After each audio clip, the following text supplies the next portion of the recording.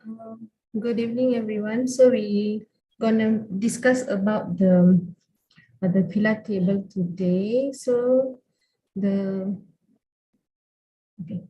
So a 69 years old male present for routine follow-up with symptoms of autopnea, paroxysmal nocturnal dyspnea, shortness of breath, and edema. He was suspected to have a problem with the heart.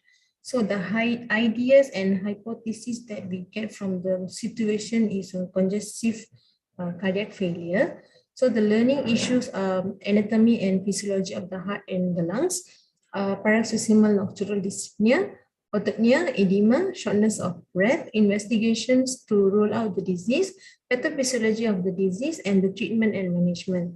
So the action plans are to explain about the heart and the lungs and its interrelation, explain about the paroxysmal nocturnal dyspnea, explain about autopnea, explain about edema, explain about shortness of breath, explain about investigations that can be done to rule out the disease, and also explain about the treatment and management for the CCF, congestive cardiac failure.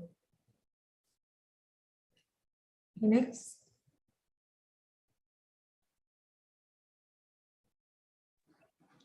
Okay, today I will present about heart and lung. So firstly, what is heart? Heart is function to pump blood throughout the body, maintain blood pressure, controls the rhythm and speed of your heart rate. Meanwhile, for the lung, it is a process of gas exchange called respiration. So for the heart, as we all know, the heart has four chambers, which is right atrium, right ventricle, left atrium, and left ventricle. So the heart and lungs, it works together to pump the heart, and then will exchange, and then back to the heart, and then goes to our body back. So I will explain further about the process of the blood pumping to the lungs. So firstly, our deoxygenated blood coming from our whole body, it will goes into vena cava, which is from superior and inferior. So from vena cava, it will enter through the right atrium, and then it will goes into the right ventricle through the tricuspid valve, and then it will go to the pulmonary artery through the pulmonary valve. So from the pulmonary artery, it will go into the lungs for the gas exchange. So for the gas exchange, it has two, which is external respiration and internal respiration. What is external? External is the exchange of gases with the external environment, and it will occur in the alveoli of the lungs. Meanwhile, for the internal, it is the exchange of gases with the internal environment, and it occurs in the tissue. Let me explain more about this. So for the external, as the blood is pumped through this capillary network, gas exchange will occur. So as we all know, from the carbon dioxide from the blood vessel, from the blood, it's from pulmonary artery, right? So these gases, it will bind to red blood cell, and it binds to a protein that called hemoglobin. So this carbon dioxide is coming from carbonic acid, and then the carbonic acid at the hemoglobin, it will break down into the carbon dioxide by the enzyme called carbonic anhydrase. And then it also have carbaminohemoglobin. It will break down into the carbon dioxide and hemoglobin. So this CO2, it will diffuse toward out of the red blood cell toward the alveolus. and then the oxygen from the alveolus, it will then diffuse out of it and bind into the red blood cell. It is occurs because there is like a partial pressure between these cells. So for the internal, it occurs in tissue, whereas like the oxygenated blood, it will come from aorta. So when it came to the tissue, the CO2 from the tissue cell is high, and then it will diffuse out of tissue cell, then bind to the hemoglobin. Meanwhile, because oxygen is high at the hemoglobin, and then it will detach from the hemoglobin and bind towards the tissue cell. So that's all. Next.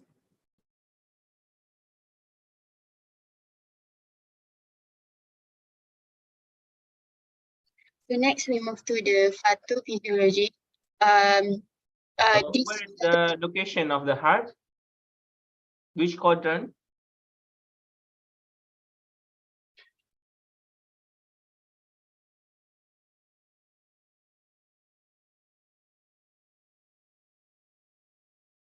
Zalila, which quadrant? Heart. Which location?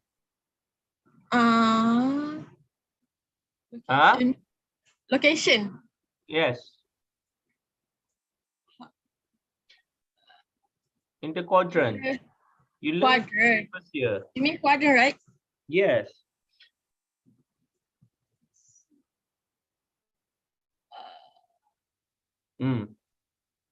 Why taking so long? Left H3. What? Sorry. Zalila, you have heart or not? Yes. Yes. And then which is the location of the heart? Which quadrant? You learned this in the year 1. Kathleen?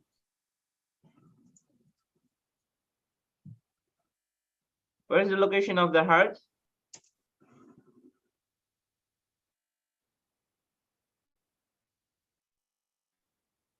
It's in the thoracic cavity. Alright. Left side. Okay, correct. And then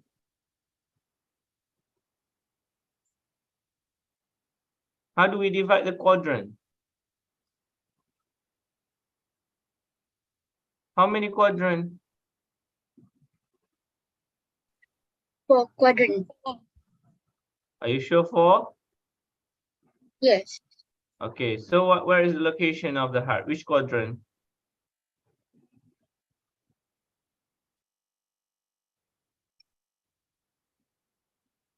Year 1 is gone and everything is gone. Aisha, where is the location of the heart? You mentioned about the heart just now. Come on, everyone.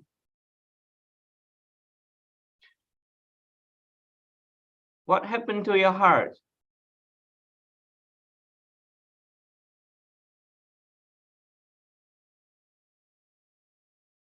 You don't have heart. Come on, I'm waiting here for 50 hours. I'm just joking. Okay, quick, everyone. Which quadrant? Is it left hypochondriac region? Left hypochondriac. Are you sure hypochondriac? Is it hypochondriac? It's more higher than hypochondriac region. So what is the location? If you mention hypo, higher than hypo. So what is it?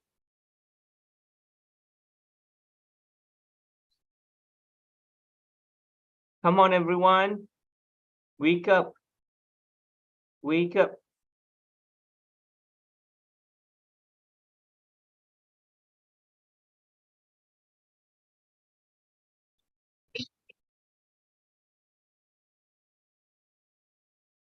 Najwa Jiha?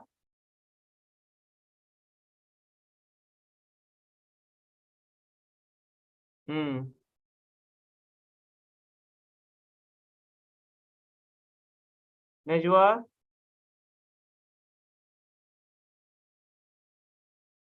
It's the simplest question. You cannot answer. What happened? What happened to you?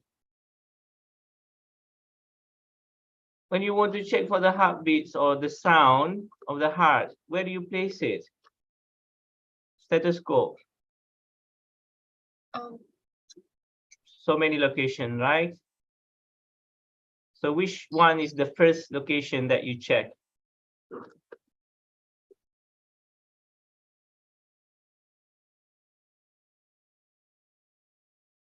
Wake up, everyone. We have gone through this one in year one, right?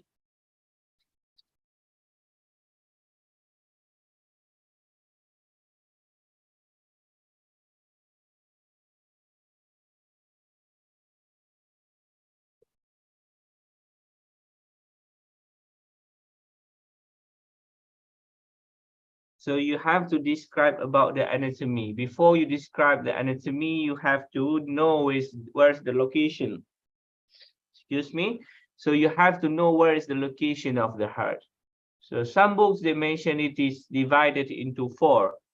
Okay, it's quite easy for you to remember. Some books, they mention it or they divide it into 9. Okay, the quadrant, 9 quadrant of the body. So if you can imagine that the heart is located on the upper side, okay, in the thoracic cavity, on the upper side of your chest, and is on the right or left? Left. Okay, correct. So it means that left upper hypochondriac. Okay, easy. If it's right upper hypochondriac, what is the things? What is the organ that you can find? Hmm? Come on, everyone. It's the liver. Okay, so you have to remember again the quadrant of the body, and then you can describe about the anatomy. Okay, so you mentioned about the pulmonary and also the heart. Which one is inferior? Which one is in the anterior? Which one is superior? Where is the location of these both structure? Can you describe? Okay, you tell me. I will take some tissue because I got runny nose today. All right, you carry on. You tell me.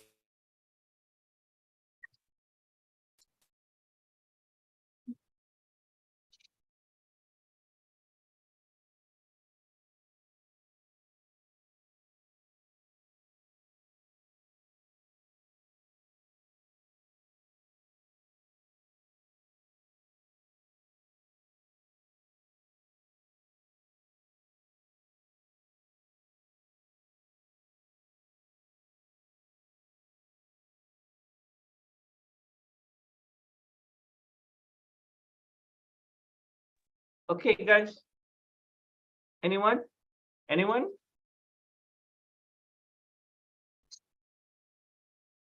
Where's the location? Which comes first? Which is in the front? Which is at the back? Which one? Is it the lungs in the front? Is it anterior or the heart is posterior? Which one? Come on, this is year one.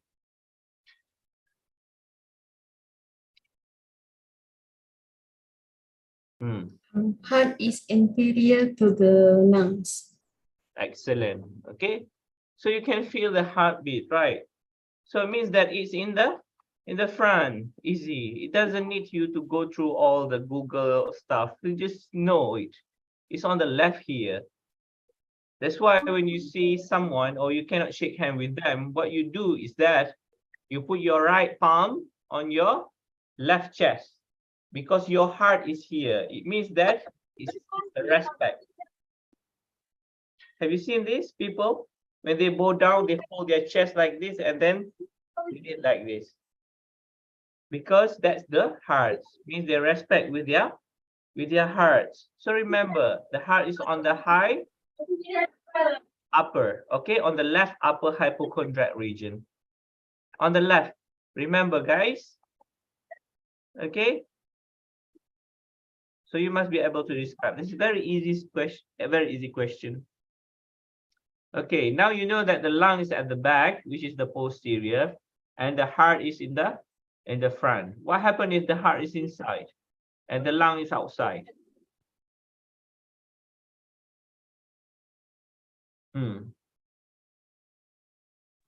Cannot feel the heartbeat.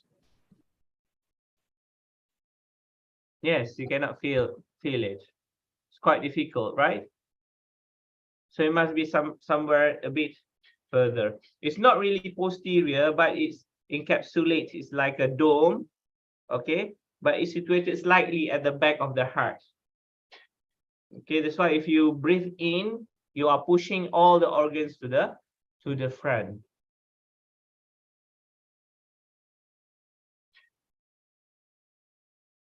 Okay. What is this? Are you copy pasting somewhere and just put it or dump it here? No, I'm not copy paste because I type it myself from what I look in the YouTube, because I search on the Google but I cannot understand, so I try to type in my own words. So for the What are you trying to say here? What is the slide discussing about? so this slide is discussing about what is the effect of the heart failure to the cardiac output as well as the stroke volume, and how these stresses can lead to the pulmonary edema. So first of all, the congestive heart failure usually starts from some kind of damage or weakening of the heart muscle. So it usually caused by clogged arteries due to coronary artery disease, CAD, or increased afterload from chronic long-term hypotension. Then this weakening of the heart increases the stroke volume. The stroke volume here means the amount of blood pumped by the heart each beat. So the stroke volume goes down the cardiac output. Cardiac output means the amount of blood pumped by the heart in each beat. So the computation that we will see by the heart is the structural changes of the heart attempt to increase the stroke volume. First, the dilated cardiomyopathy. Dilated cardiomyopathy means the wall of the ventricle of the heart becomes very thin. Then the heart enlarge, trying to pump more blood comes at the cost that the heart is actually just getting weaker. It's losing at its leverage to pump well, as it pumps even less effectively, so the stroke volume drops further. Next is hypertrophic cardiomyopathy. Hypertrophic cardiomyopathy is the thickening of the wall. So in this situation, the walls are trying to more blood, but actually they are getting stiffer, as well as there is less room for blood. So they don't feel the way a healthy heart should. So now we move to the kidney.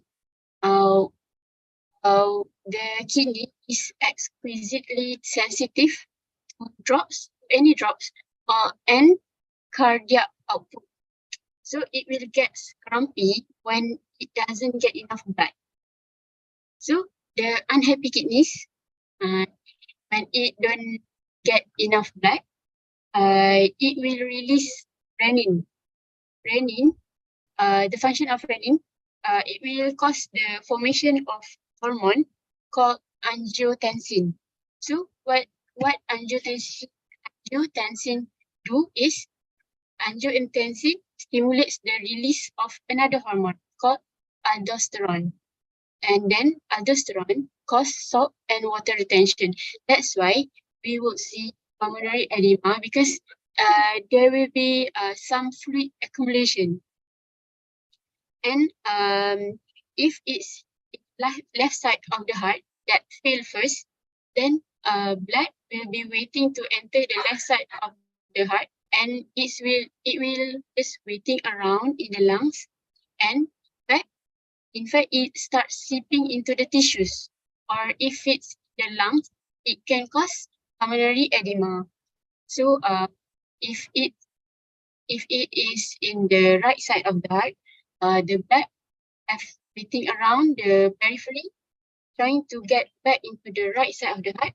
That's going to be heart draining from the head. So we might see jugular vein distension, or it might be blood, or it might be blood in the lower legs, and it's seeping out into the tissues, result in swollen ankles, or the general name is peripheral edema. Okay. What is a cardiac output? Cardiac output is the amount of blood pumped by the heart in each minute. When you mention about the heart, is it only any specific location, or is it the whole heart is pumping? So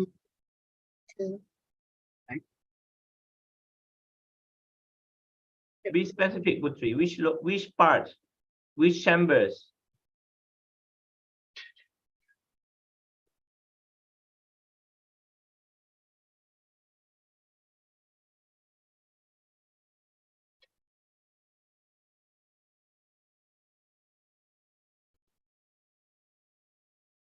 Najwa?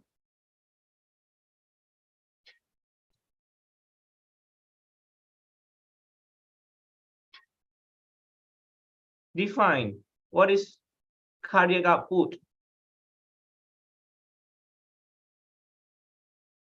What That are your is- question again? What is cardiac output, Najwa Jiha?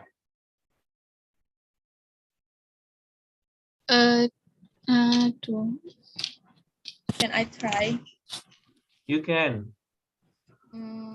Result of systolic contraction at the left ventricle.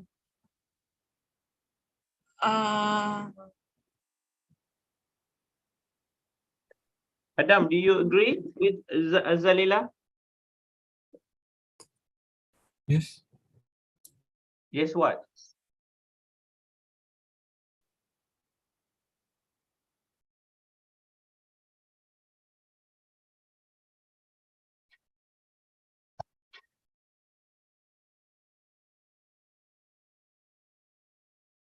Adam?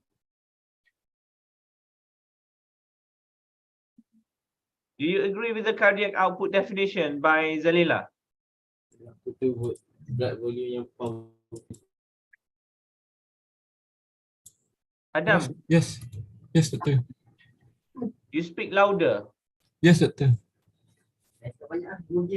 What is cardiac output? It's the product of uh heart rate and stroke volume. Okay. So Adam say product of heart rate and stroke volume.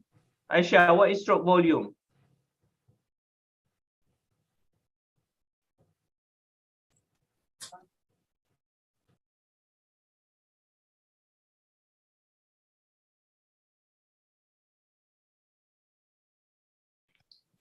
Aisha, Najwa. Yes. Who's that? Najwa. Najwa, go on. The volume of blood pumped out of the left ventricle of the heart during each systolic cardiac contraction. That is the what? Stroke volume. Okay. So tell me the difference between the stroke volume and cardiac output.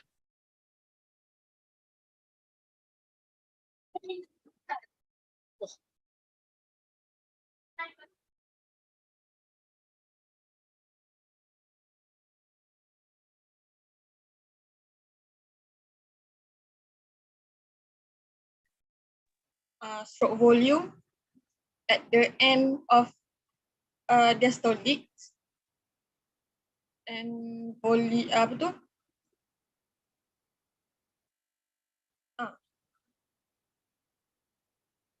Yes. What do you say, Zalila?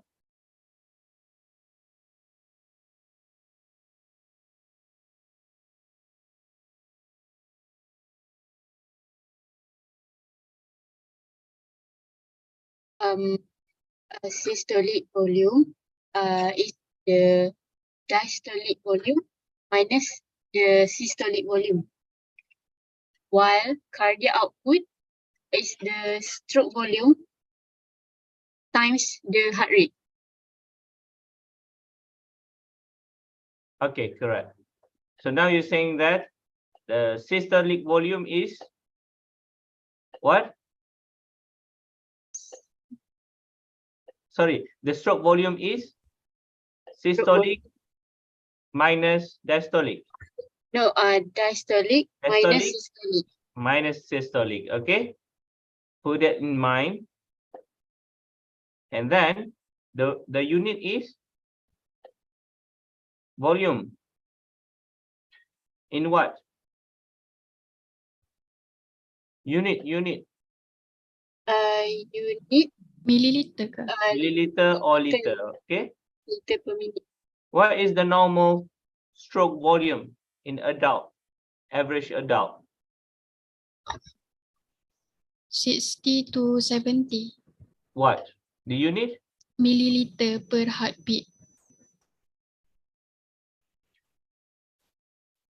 Are you sure? Because are we talking about the other unit? Because you mentioned about the volume is in mil or liter, suddenly you add per heartbeat. You remember when you mentioned about the stroke volume, it's in mil. Volume. So it shouldn't be any heart rate or heartbeat, right? No time here. So it's diastolic minus systolic. Okay, so what is the average stroke volume in adult? 200. 200 what? Unit, come on. 50 to 100 mil. 50 to 100 mil. Yes. Okay, so for example, what is the diastolic volume? Let's say the diastolic is 90. And the systolic is at 50. So 90 minus 50, we will get the stroke volume. Okay. So now it's 40. Yeah. So you mentioned about the average is between 50 to 100 mil. So is it? Oh, no. So maybe 100 mil or diastolic minus with. What is the average diastolic volume in adult? Average in adult is 50 to 100 mil. Let's say it's 100. What is the average of the systolic volume in adult?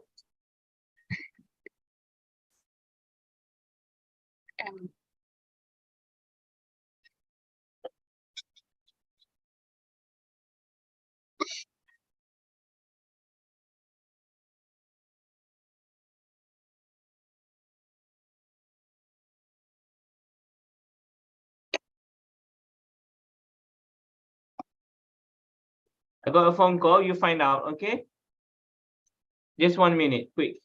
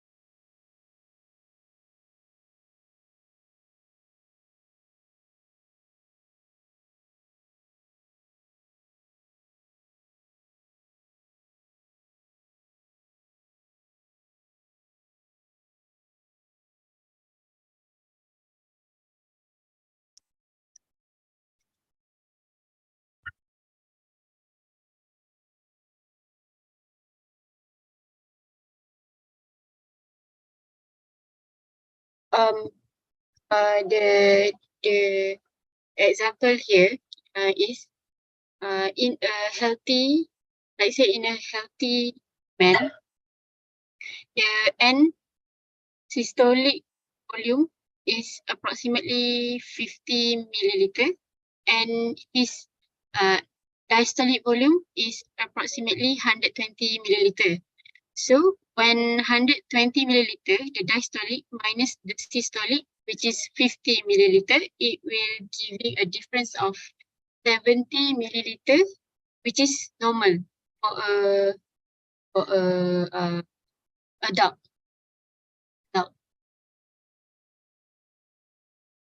Again, Putri. Okay. Given here, the example is, let's say, a healthy adult man, given his diastolic volume is approximately 120 milliliter, and his systolic volume is 50 milliliter. So when we minus the diastolic 120 milliliter with 50 milliliter, it will give a difference of 70 milliliter for the stroke volume, which is normal for an adult man. Is it right? Correct. So if you can imagine, why is it diastolic minus systolic? Why?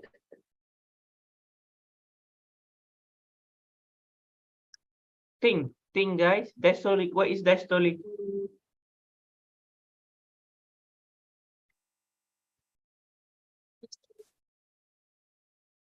Why the volume of the diastolic should be higher?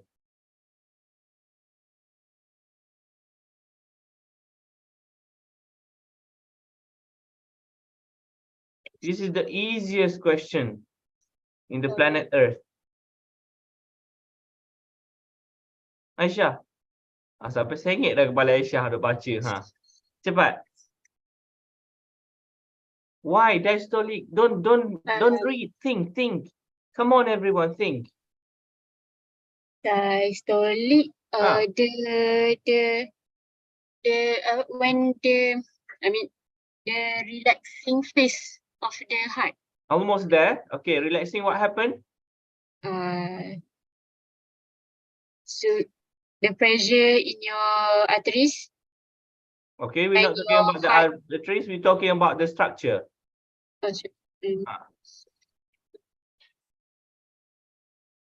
During relaxation, what happened to the structure of the heart? What is the definition of diastolic?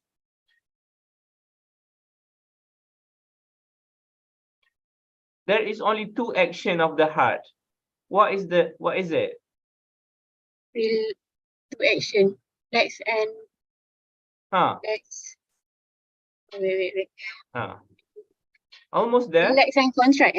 Yes, correct. Brilliant. So relax and contract. So during relaxation, what happened? The heart pump more blood. More blood. Perfect. Okay, so it means that the size is? So the size enlarge. Yes, become bigger. All right. So that means the relaxation phase where the heart's being filled up with all the blood. And the volume now is higher or lower? Higher, right? Because they have more space to fill in the blood. That's why we minus the diastolic should minus the one which is ejected out. That's the diastolic volume. Makes sense, right? Just think, no need to read. Okay, so if you can imagine two main action of the heart, they relax and also they will eject out. Okay, they will pump out. They pump in and also they will pump out. The volume for pump in is different with the volume that they pump out. If you pump in 120 ml and you pump out 120 ml, what happened to you? You will die. So the heart has been designed with this valve in order to secure a few amounts of blood inside. So they are not fully ejected out. If all of this blood in the heart been ejected out, you will be gone. Okay, so they leave out a few mil of blood inside. Not all 120 in and all 120 out. No. So when it's enlarged, 120 mil in, and they will just eject out around half of it, on around 50 to 70% out. Another half they will retain inside the heart. Okay, so that amount is considered as the stroke volume. Now, the stroke volume is only in mil, hence the name volume. Stroke volume means stroke from diastolic, they ejected out. So that's the amount of blood for each stroke. You know stroke, what is stroke? Just one pump. Okay, one stroke of the heart or one beat of the heart. Okay, but we are considering the volume only, because if you add the beat, it will become heartbeat. If you add the time, it become heart rate. Got it? All right, now is the stroke volume. How about the cardiac output? Some of you have mentioned about this. The cardiac output is equal to stroke volume times what? Times what? Times heart rate. Very good. So stroke volume times heart rate equals to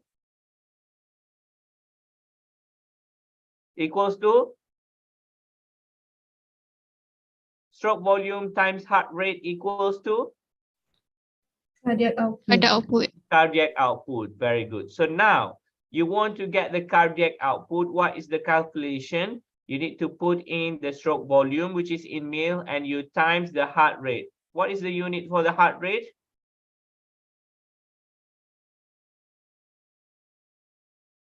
Beat per minute. Beat per? Beat per minute. Okay, beat per minute. And now how do you calculate the cardiac output? What is the average output? What is the average cardiac output in average man? 3 to 5 liter per minute. 3 to 5 liter. And the cardiac output unit is in what? Liter per minute. In liter per minute. Okay. So stroke volume is in mil or liter. Yeah. And the heart rate is in beats per minute. Okay. So you will get the liter per minute. There might be some discrepancies, might be some little difference between the men and women, but obviously it's between 3 to 5 liter in each minute. All right. So every minute or every 60 seconds, your blood is pumped out. How many? 3 to 5 liter. Okay. Excellent. Okay, now you see in the figure that you mentioned, heart failure, increased venous pressure, and that is in the arteries or in the vein. That relates with the capillary filtration and leads to the edema. The other one is the heart itself, where you see the cardiac output is going down, but the heart rate is increasing. Can someone tell me why they put an arrow when the cardiac output is very low and the heart rate is increasing?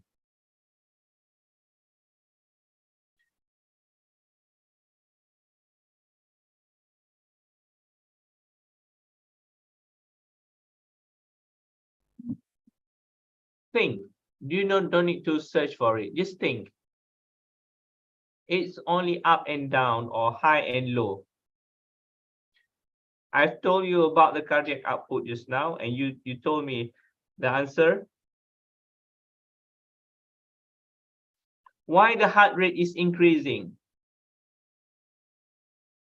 when the cardiac output is low? Cardiac output is the amount of blood each minute, you told me.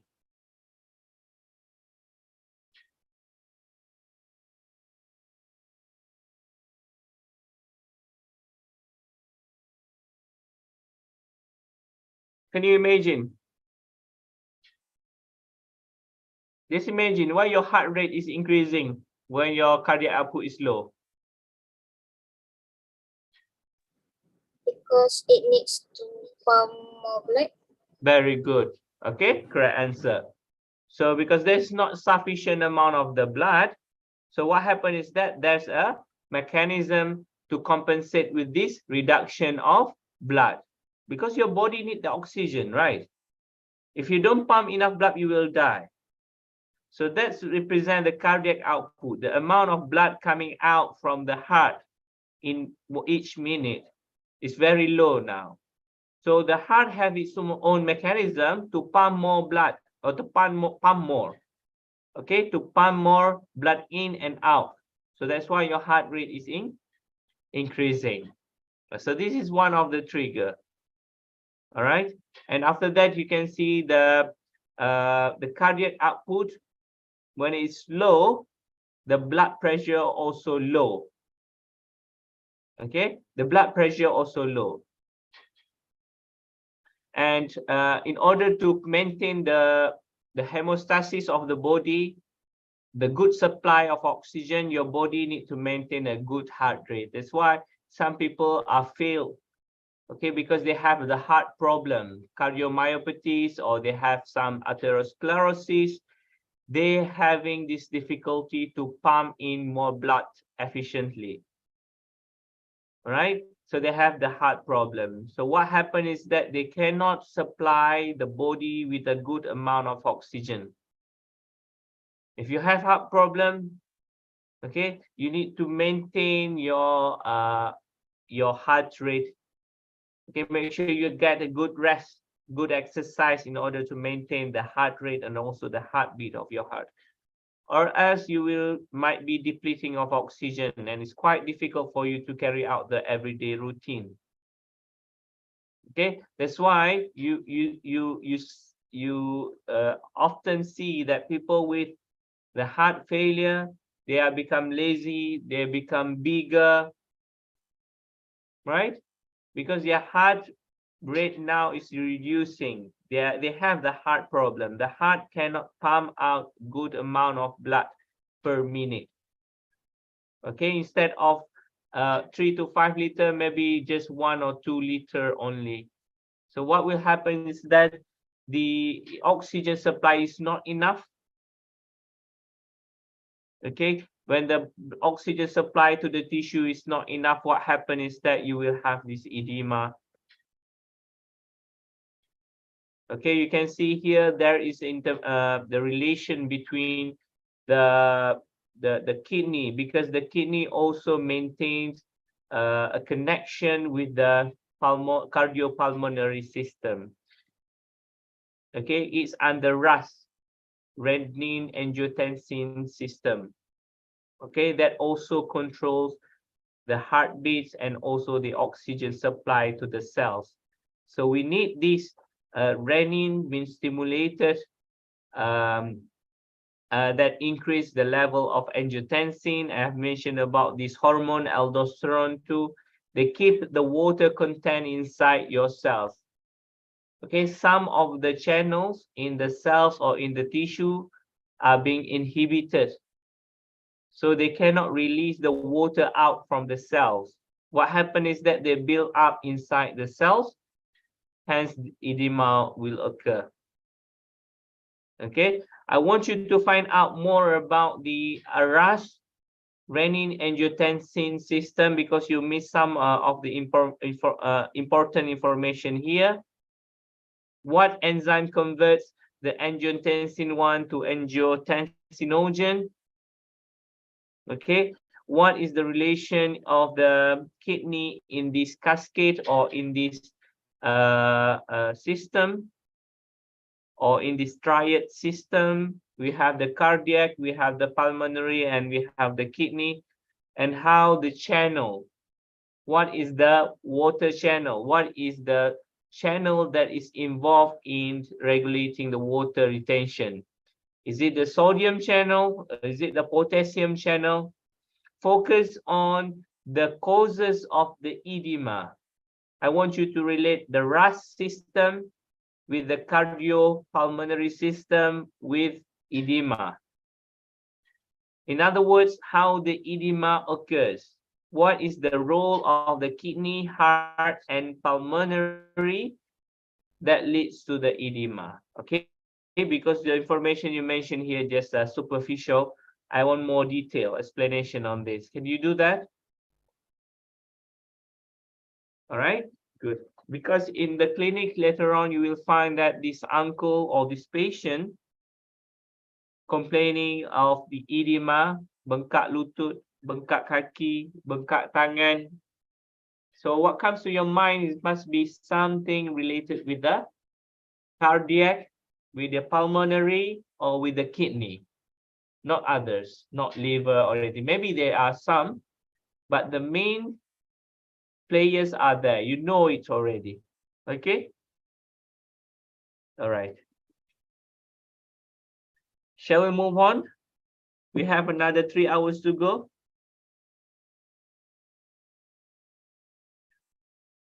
We're just about to start, right? So this is about autopnia and paroxysmal nocturnal dyspnea. So autopnia is happens when increased distribution of blood to the pulmonary circulation when a person lies flat or closer to a horizontal position. Left ventricle has an inadequate capacity to respond to increased arrival of blood from the pulmonary circulation. Autopnia is a shortness of breath or dyspnea that occurs when lying flat, causing the person to have to sleep propped up in bed or sitting in a chair. It is commonly seen as a late manifestation of heart failure resulting from fluid redistribution into the central circulation, causing an increase in pulmonary capillary pressure and causing difficulty in breathing. While paroxysmal nocturnal dyspnea is also known as PND, is an attack of severe SOB and coughing that generally occur at night and usually awakens the people from sleep and may be relieved with sit upright. PND happens when blood is redistributed from the lower extremities and abdomen to the lungs. Failure to accommodate this redistribution results in a decrease in vital capacity and pulmonary compliance, which is SOB and PND. In people with underlying congestive heart failure, this redistribution may overload the pulmonary circulation, causing increased pulmonary congestion. In congestive heart failure, left ventricular dysfunctions will also increase pulmonary congestion. So further congestion caused by the redistribution of blood volume upon lying down will worsen any dyspnea.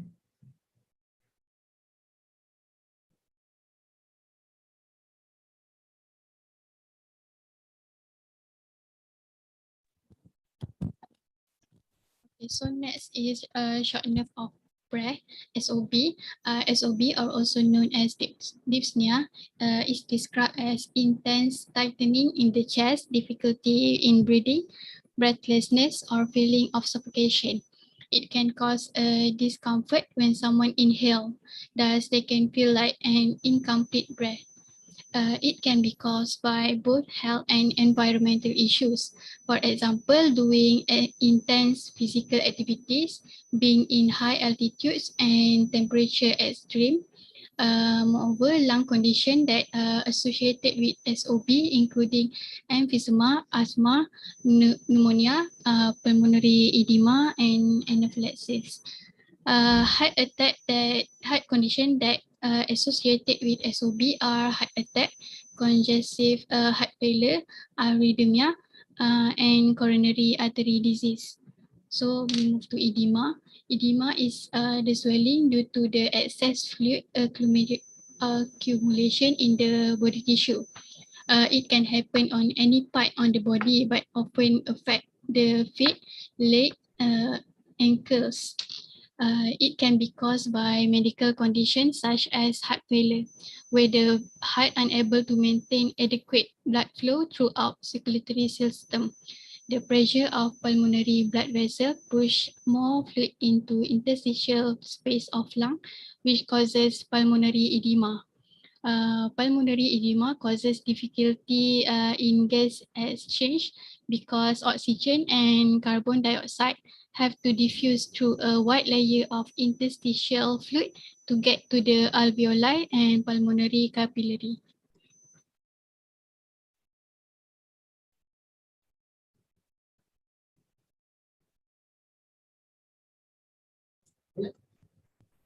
Next is investigation and management of congestive cardiac failure. First is echocardiogram. An echocardiogram is the best test to identify which type of heart failure, whether it's systolic, diastolic, and valvular. What happened to your slide? Why is it the boxes there? It hurts my eyes. Oh, It hurt my eyes. I cannot see. I cannot read properly. What happened?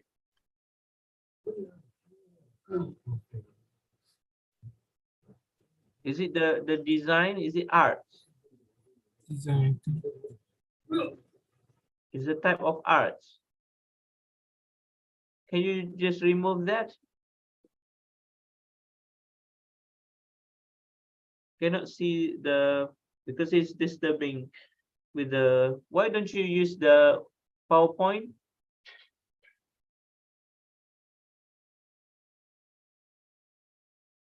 For the next presentation, can you use your PowerPoint?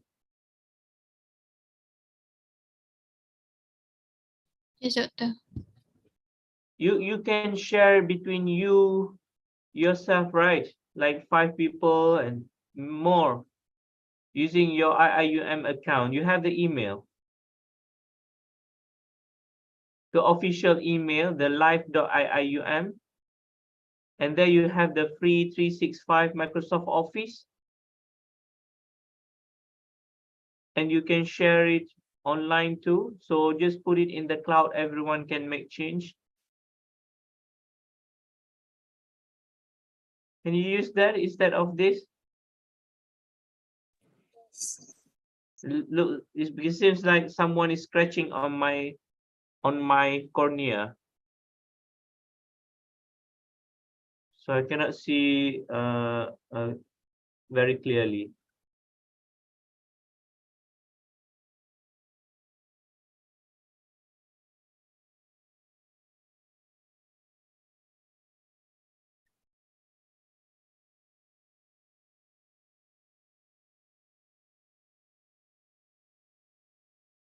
Do you know what I'm talking about? Yes, you have the 365, right? The Microsoft Office for the student. Yes. Yes, you just use that one. Don't use the third party. We edit the background. Then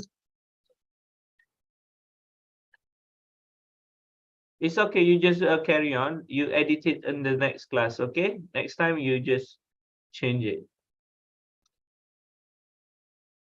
but then is it hurt your eyes? This is better. Okay, continue. Next is chest X-ray. X-ray image can show the condition of the lung and heart. For the blood test, how blood tests are performed. A sample of blood is drawn from your arm. The sample is then analyzed for level of important substance such as sodium and potassium, sometimes called electrolytes, albumin, a type of protein, creatinine, which is connected with kidney function, and certain biomarker which can help diagnose heart failure and predict outcomes. What is the blood test show? Abnormal result may indicate a strain on the heart of on other organ such as kidney and liver, which often result from heart failure.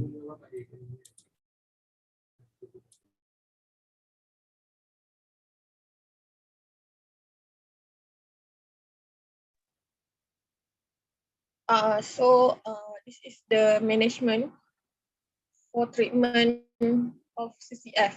First, we can use angiotensin converting enzyme, which is What is ACE. ACE inhibitors? Zalila, what is ACE inhibitors? Angiotensin converting enzyme. What does it do?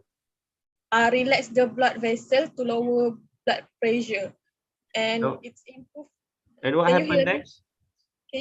Can you hear me? Yes, I'm happy and I can hear you.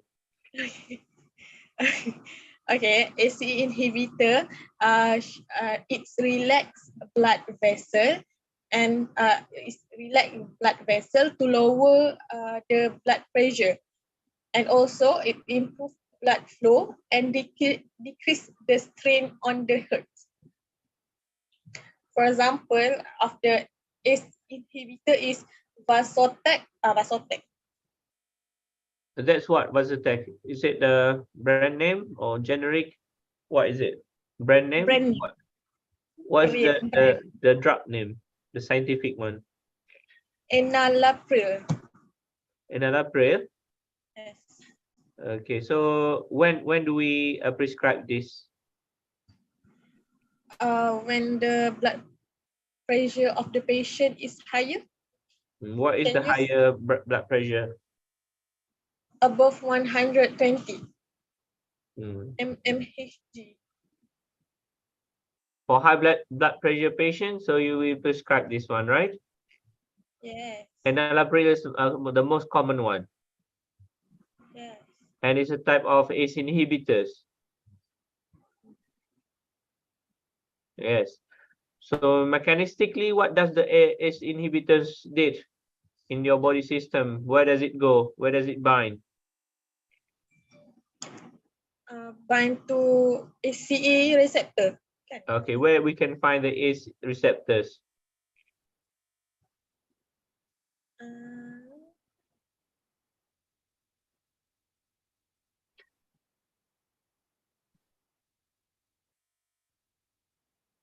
Where is it? Anyone? Someone want to help Zalila? Where is the location of the ACE receptors?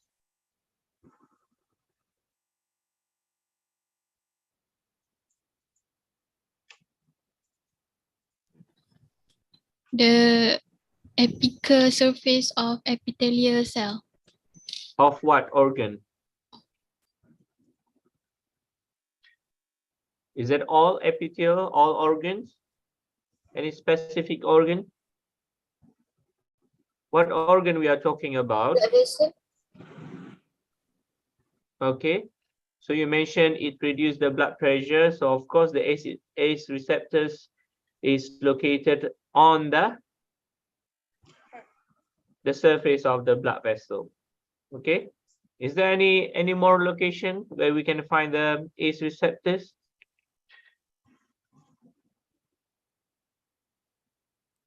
On the heart, And also? lung. Very good. So we have all these cardiopulmonary and also the blood vessel. Okay, so we have these ACE receptors, so that when the drug has been prescribed, like in enalapril, you give the patient and this drug will be metabolized and they will bind to these receptors, and these receptors is available on the epithelial cell of the heart, epithelial cells of the lungs, and also epithelial cells of the blood vessel. Okay, makes sense, right? Because the drug has been designed and formulated to become specific. So they will only bind to the receptors that is available. Okay, so the drug will bind to the ligand of interest, or the receptors you call it. So now you are reducing the blood pressure. How about the angiotensin 2 receptor blockers? What happened here? Why do you need this? What type of drugs? What is the name? What is the pharmacological activity of these blockers? So it's block the receptor to bind.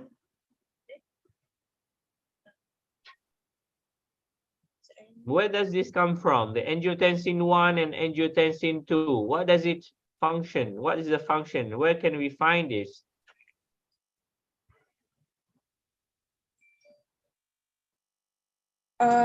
For the receptor, you can Mm. find in heart and also blood vessel and kidney. So it's block the receptor that might bind to it. Okay, so where is the angiotensin 2 receptor? Where can we find it?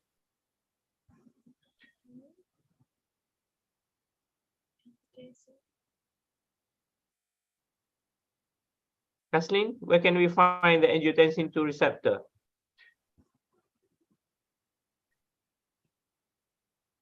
In blood vessel? Sorry, Lungs and kidney. lung. Where is it? Lungs and kidneys. Okay, lungs and kidney. Just now, for the A's you mentioned is in the blood vessel, heart, and pulmonary. Now, angiotensin 2 receptor is located in the kidney. Now you see the organs involved. So there are mainly four: the blood vessel, the kidney, heart, and also lung. So the drugs that we prescribe mainly targeting all these four structure. Okay. So you want to maintain the blood pressure, you want to maintain the heart rates. Okay, you want to maintain the conversion of angiotensin 1 to angiotensin 2. So what's really the function of angiotensin 1 and angiotensin 2? Why is only angiotensin 2 receptor blocker or the drug that we designed to block the receptor? Why is it not angiotensin 1 receptor blocker? Now you are in the systemic, I think, pharmacology, so you have to focus on the drugs now.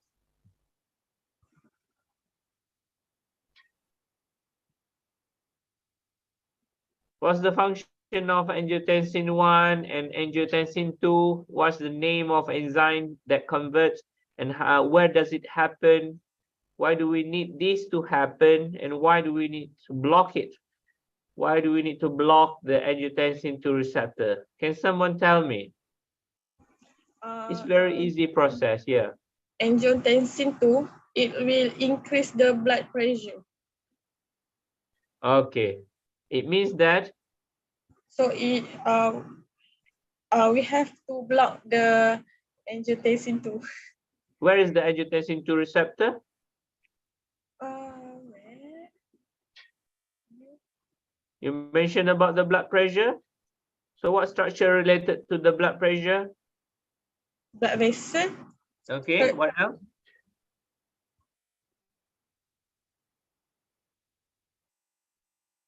Almost the same one. Kidney, hearts. Okay, so you will find these cells or the receptor on the surface of the cell. So you need to block this, stop them from happening. Of course, you want this conversion as part of the process, but the angiotensin 1, if it's converted from the angiotensin 2, if it's being converted from angiotensin 1, it will cause rise in the heart, in the blood pressure. So you don't want the blood pressure to rise, right? So that's why we need to block it. Okay, that's the second drug. How about the beta blockers? Beta blockers. Why is it called beta blockers? Why is it not alpha, gamma, delta? Beta blockers are actually the function of beta blockers is to block the effect of hormone epinephrine.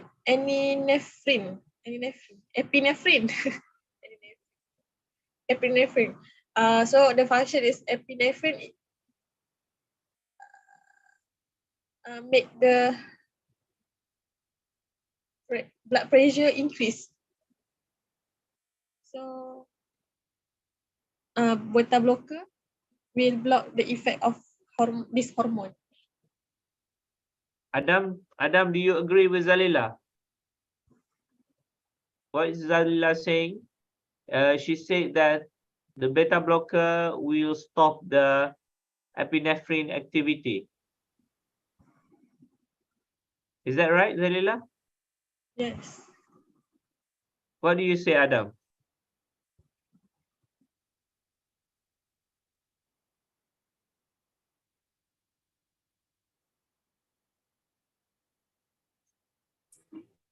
Yes.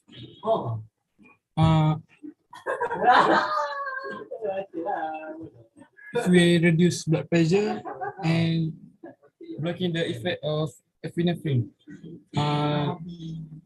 like adrenaline. Epinephrine is the same name for adrenaline, right? Is that the only activity of beta blockers? What do the beta blockers, I mean, what's the function of beta blockers? Is it only lowers the blood pressure?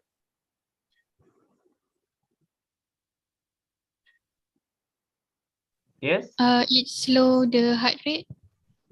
It reduces the heart rate because this is the byproduct of the lower blood pressure. So the heart rate might be lower too. So what type of drugs is considered as beta blockers? Because this is quite common for people with cardiac problems.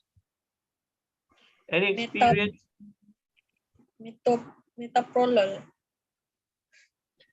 Meta or meto? Ah, Meta or meto? meto. So where do we find this beta receptor? Because for any drugs, you have to find the receptor, right? Or else you don't know where they will bind. Again, Aisha? At the heart. Okay, so we have the beta receptor in the heart. What type of beta receptor? Adrenoceptors. Beta adrenal? Septors. Beta what? Beta 2, beta 1, beta 3, what?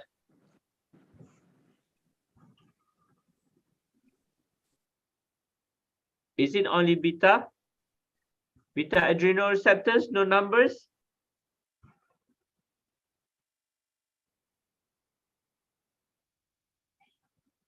Aisha? No numbers.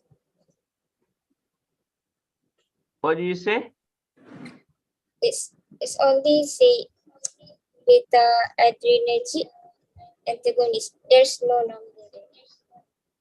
Okay, so you find out where is the location of these beta receptors. Is it only in the heart? Okay, so we are talking about the receptors now because we're more interested in the pharmacological activity of this drug. Because you have this patient complaining to you, struggling to sleep, and every time wake up at night, you know, he's experiencing the nocturnal paroxysmal shortness of breath, okay, struggle to breathe. Because if you not be quick, the patient will die. All right, so you want to stop this shortness of breath, okay, shortness of breath immediately. So you prescribe this type of drugs. Beta blockers, metoprolol, yes, you can do enalapril. But before we go to the drugs or the intervention or the treatment, you need to know the causes. What is the root causes of the disease? You need to understand what is really happening to the patient. Then we can choose whether we want just to stay with the beta blockers or you want to do to give them a combination of these drugs. Diuretics. Why do we give diuretics? What is diuretics? Diuretics. diminishing sodium reabsorption at different sites in the nephron. So In it easier words, yes. What does it mean? increase urinary sodium and water loss. So why do we need to increase excretion of urine? Why do you need the patient to urinate more frequent?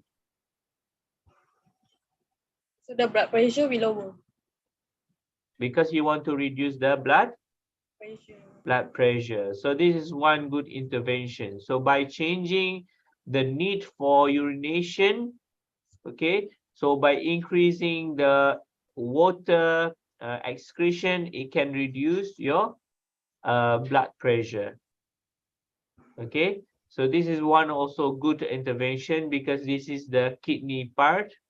Kidney used to filter all the blood and change it into the urine or the waste. At the same time, all this accumulated fluid inside your kidney or inside your bladder will reduce the blood pressure. Okay, when we urinate, we'll feel better and we'll feel more relaxed. Do you realize that? Okay, but if I tell you now in 5 minutes you're gonna have quiz, your adrenaline will rise, your heart rate will increase. Okay, more water will come in and stuck in your body, right? Water retention, you told me, is a sympathetic effect. More water in your body, more water in your cells, your heartbeat now increasing. So I need to prescribe you with the beta blocker so that you become relaxed. Or maybe I will just give you diuretics, right? And maybe I will just advise you, the toilet is there. You can go now, and then you feel better. Okay, sometimes we don't need the drug. Sometimes we need to have the drug. In case of this patient, you need to give the drugs because it's become worse. And it can be lethal if you keep on postponing treating him. All right, so it needs to be very quick. Okay, so aldosterone antagonist, why do you need to give him this?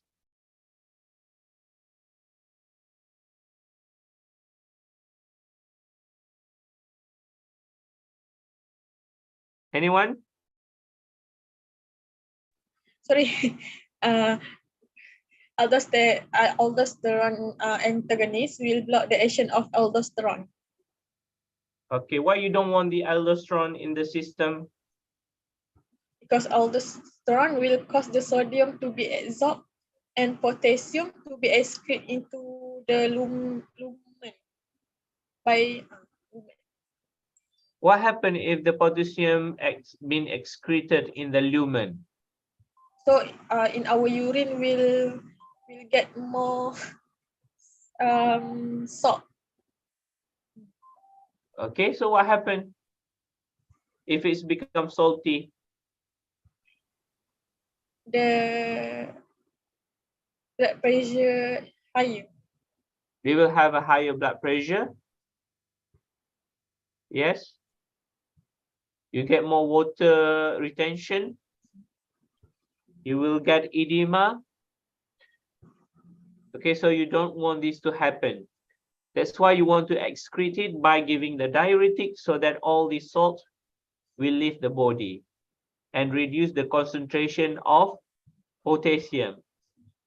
Reducing the concentration of potassium will reduce the blood pressure. Okay, so that's why we give it. And some other drugs is also important for you to know.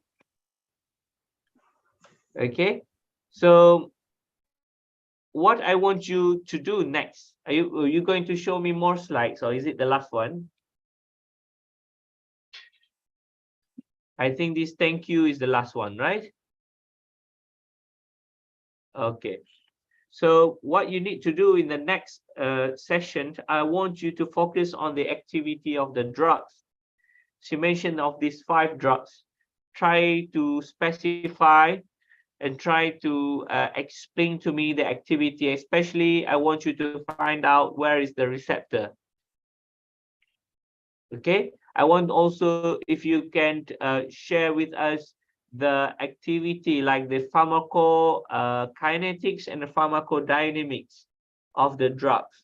Each drug they have their own activity or their own mechanism in order to elicit the effect. As you mentioned earlier, we have the beta blockers. It can reduce the heart rate or the heart pressure. Tell me, okay, where is the location of the receptor and what is the name of the receptor? And notes for the learning issues, I want you to tell me about the digoxin. Have you ever heard of this word, digoxin? The cardiac glycoside. The cardiac glycoside is the most commonly prescribed drugs for the patient with the heart failure, hypertension, and also diabetes. Okay, so we use this as a treatment for congestive heart failure. Tell me what is the digoxin. So, okay, this is a part of the pharmacological intervention. What is the cardiac glycoside? How do we classify these drugs? Okay, how do we classify these cardiac glycoside? What is the activity at the cellular level, at the system level? You tell me. Okay, since you mentioned about the adrenergic receptors, what is the name of the receptors? Is it the delta 1 receptor or delta 2? Or is it beta 1 or beta 2 receptors? What is the mechanism of action for these ions or electrolytes? Potassium, sodium, ATPase, are they going out or they going in? If we prescribe this drug A, what happened to this channel? Are they going to block it or are they going to open it? All right, so just focus on these four structure: the heart, the cardiac, okay, the pulmonary, blood vessel, and also the kidney, and then you will find the relation. All right, everyone. Okay, it's time to sleep. We have been here almost, I think, 1 hour and a half. So let me try to reveal the second trigger, and I hope we can help you to further understand the case. Just to let you know that the patient had a history of myocardial infarction or MI. Look at your chat box. A depressed ejection fraction. Now is the new terminology, ejection fraction. And worsening feet edema. He was prescribed with maximal ACE inhibitors, beta blockers, and diuretics. And you decided to add a digoxin for symptomatic relief. So I add a new keywords here. You've mentioned about the cardiac output is equal to stroke volume times heart rate. Now is a new thing, which is ejection fraction, which is the common consideration for patient with the MI. You define what is the ejection fraction, and the patient also complaining about the feet edema, which is become worse. Okay, and the doctor prescribed him with the maximum dose of the ACE inhibitors, beta blockers, and diuretics, the drugs that we have mentioned just now, and you have decided to add digoxin. Why do you need to add digoxin? For symptomatic relief. Okay, we have these three drugs already. Why do you still need the digoxin, the cardiac glycoside? What is the category of this drug? Why is it so special with this digoxin? Apart from these three earlier drugs that we already discussed just now, I want you to add the digoxin too. Explain to me, where can we find the digoxin? What is the receptor for this drug? What is the brand name? What is the common name for this drug in the hospital? what is the mechanism of action? All right, so I want a detailed description on this, and hopefully you can find it and discuss for our upcoming class. All right, everyone, please bear in mind that the patient are having this difficulty in sleeping, shortness of breath, and also edema. So the drugs play a big role in stopping this from getting worse. All right, and the intervention should be very quick. Okay, so you need to go back and discuss among yourself, why do we need to add digoxin apart from these conventional drugs, ACE inhibitors, beta blockers, and diuretics? We have discussed a bit on that just now. So if you could specify and become more detailed to describe this pathophysiology. Don't forget about the pharmacokinetic of the drugs, about the ADME, how the drug is being absorbed, how it's been degraded, how it's been metabolized, and how it's been excreted out of the system. Okay, can we use a combination of these three? Okay, what are the most common concentration that you think the maximum ACE inhibitors that we can give to this each patient? Okay, are you considering the body weight too for the dose? So you tell me how frequent we can prescribe this drug, and when is the best time to stop. All right, for the next class, just focus on these things that I've mentioned to you. Okay, we are interested in understanding the pharmacology of this drug and how we can stop the patient from getting worse. Is there any question from your side?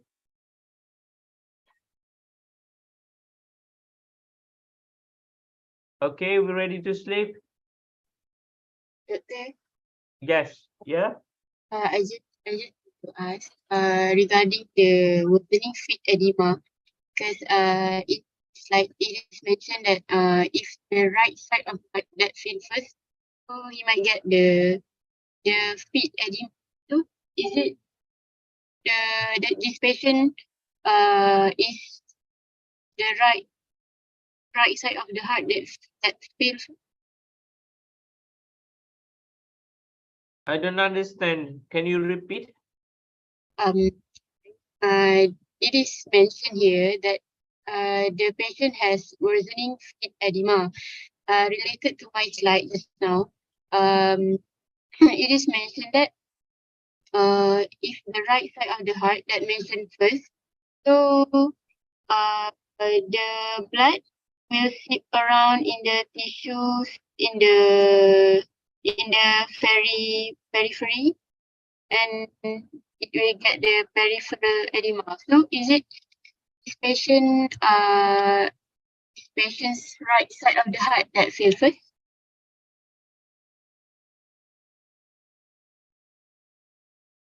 What is the relation between the right heart and also what is the relation between the right side of the heart that have problem with the foot? When the right side of heart that fail, the blood has to waiting around the periphery because it is trying to get back into the right side of the heart. So that's going to be heart draining from the head. You mentioned about the foot. You want to know whether if it's occur inside the right heart, does it cause the problem with the foot, the right foot or the left foot? Is that the question? Or what? Yeah. I mean, so is it mean that this patient have the right side of the heart? When you mention about the right heart, the right side of the heart, what do you mean? Which chamber? I think I already got the answer. Okay, you know the answer. Actually, you are the question that you asked me already in the slide. I mean, the answer is already in the slide. You already mentioned it, right? Yeah, I just want to have the confirmation again. Yes, you mentioned about the accumulation of the water at the periphery if it's originated from the right-hand side problem of the heart, right? Yes. Yes, and this is correct. But not only that, when we mention about the chambers, yes, it has a specific location. Okay, but you need to know that both feet, okay, both foot, right and left, having this edema. Okay, this not only one side or right or left. Both are having this at the same extent. Yes, but when you mention about the problem in the right hand side, yes, it can cause the accumulation of the water inside or fluid inside the periphery area. Any more question?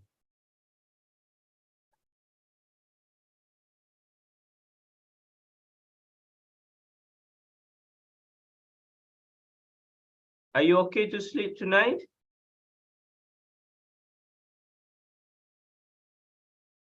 Yes. Okay, so I think it's we will stop up here, but if you have more question that you didn't understand, you just let me know, whether now or maybe in the next class, or if if you dream about the question tonight, you can text me immediately. I will reply. Okay, for example, can we take these 3 drugs at the same time, or 4 drugs at the same time?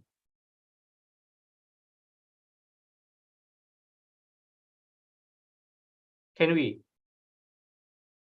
Doctor, our next PBL is on is on Friday, 4 p.m.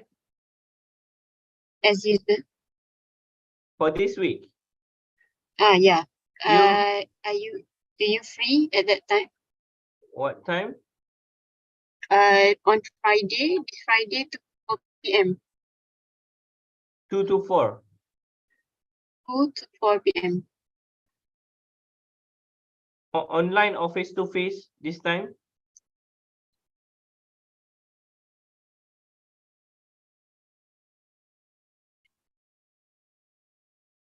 Fine. What do you say? Online, doctor. Have I met you in physical? Have you met me before? You never met me. I will meet you on Friday for physical. Find one room, okay? Okay. Okay, so for physical must be very tough. So be prepared, because you cannot look at notes and you cannot Google anymore. So from now to Friday before 2, you have to be prepared, because this is the summary of the project or the PBL. So you need to summarize everything. Make sure once we finish with each PBL, you're gonna send me the report of the whole PBL plus the PowerPoint presentation. Same like previous session, right? And you have only a few days to do that. All right, so I will ask you in this Friday for the summary of the drug. Focus on the drug. Make sure you know how the drugs works in the body. What is the functions of this drug? If you mention about diuretics, how many class, how many category of diuretics, you need to tell me. And what is the name? So no note, you can refer to your notes, but not computer or anything else. Since you're gonna see me for the first time in your life, so please do your best. All right, everyone. Tonight I will come to your dream and try to disturb your sleep. All right. Okay. If you got any more questions, then you just let me know.